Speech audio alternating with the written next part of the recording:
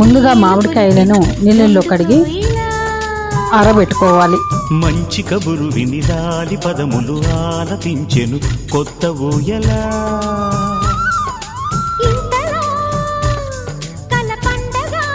తర్వాత మామిడికాయలని రసంగా తీసుకొని గిన్నెలో పోసుకొని స్టవ్ మీద మరగనివ్వాలి. సీమంతమై సరికొత్త ఆశల వసంతమై మనసు మురిసిపోగా దానిలో తగినంత చక్కెర వేసుకొని కలుపుకోవాలి. చల్లారిన తర్వాత ఆరు బయట పళ్ళెంలో నెయ్యి వేసి కలుపుకొని ఆ పళ్ళెల మీద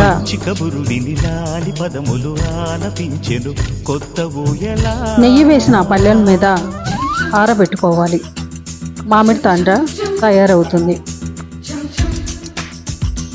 ఆరిన తర్వాత కేకులుగా కోసుకొని